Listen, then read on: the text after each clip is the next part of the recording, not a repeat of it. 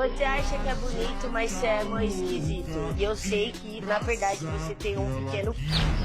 Mas eu vou falar a verdade, você chega achando que você tem um ego altão, mas eu sei que no final sua mãe paga seu cartão. Vai, princesa anônima! Isso é mentira, sua casa cai. Mas pelo menos na minha vida conheço meu próprio pai.